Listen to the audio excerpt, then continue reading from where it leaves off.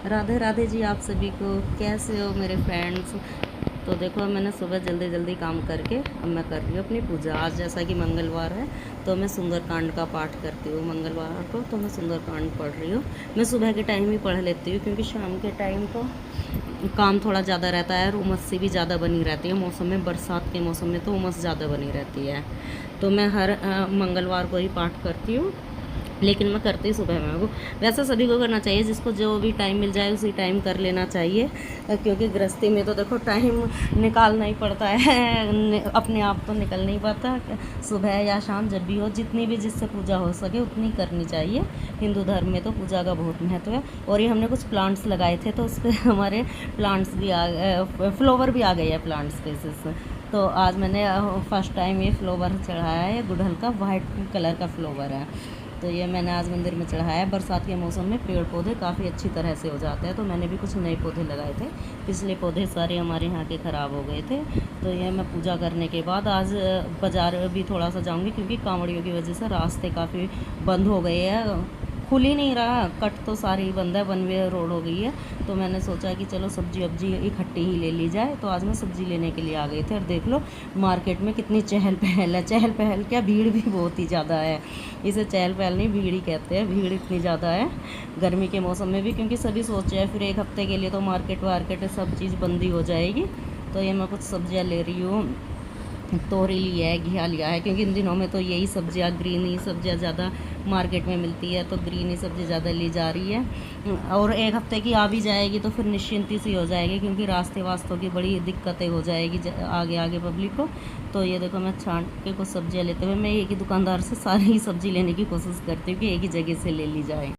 तो मैंने सब्ज़ी तो कैश में ही ली है, मैं सारी कैश में लेती हूँ। और मैंने कुछ सब्ज़ी लेके अपनी स्कूटी पे रख के मैं वापस आ गई, क्योंकि गर्मी में भीड़ में रहना तो बहुत मुश्किल होता है। और ये देखो ऊपर से रैपिड एक्स भी जा रही है। लोकेशन में तुम्हें दिखा देती हूँ, तो गैस करना फ्रेंड्स मैं कहाँ से हूँ। तो ये आपको देखो रैपिड एक्स भी जाते दिखाई दे रहे हैं, लेकिन बारिश आने का चांसेस तो हो रहे हैं पर आ नहीं रही।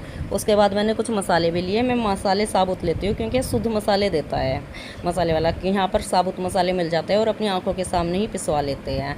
तो यहाँ पर मैंने कुछ मसाले भी ले लिए थे। और जैसा कि हम शिवरात्रि या सोमवार के व्रत चल रहे हैं, तो उसके लिए मैंने कुछ कुट्टू का आटा भी ले लिया है। अपने सामने ही साफ़ स्वच्छ कराया था। वैसे तो स्वच्छता का पूरा ध्यान रखती हूँ मैं, पर देखो मार्केट में कुछ चीज़ों में मिलावट आ जाए तो उसमें तो देखो कुछ आदमी कर ही नहीं सकता, पर कोशिश मैं पूरी ही करती हूँ।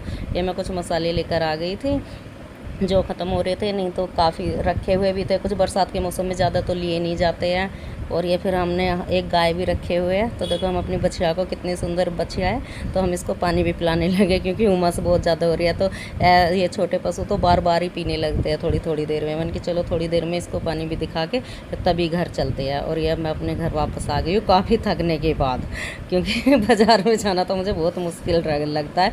मैं तो फ्री जहाँ पे भीड़ भाड़ ना हो ऐसी जगह से ज़्यादातर शॉपिंग करती हूँ, पर अब रोड पर भीड़ काफ़ी हो रही है। तो ये हम अपना सामान निकाल रहे हैं, जो भी थोड़ा बहुत लेके आए हैं, क्योंकि एक हफ्ते के लिए तो हम स्टॉक ही कर रहे हैं। रास्ते तो वन वे हो ही चुके हैं, तो और कट भी काफ़ी मुश्किल से मिल रही है। फिर तो कांवड़ियों का काफ़ी बोलबाल रहेगा। हिंदू धर्म में तो कांवड़ का बहुत ही ज़्यादा महत्व है। और देखते हैं हमारे यहाँ से भी कौन कौन जाते हैं। प्लानिंग तो कर रहे हैं, बट आगे पता चलेगा कि कौन कौन जाते हैं। जिसको भोले बाबा बुलाएंगे वो ही जा पाएंगे। वैसे तो अपनी मर्जी से तो कोई लोग नहीं जा पाते। प्लानिंग तो बहुत बनती है, लेकिन अगर सफल हो जाए तब की बात है।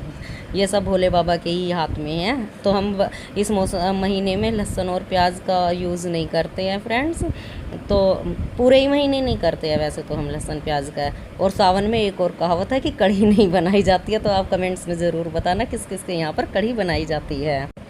तो ओके फ्रेंड्स, बाय बाय।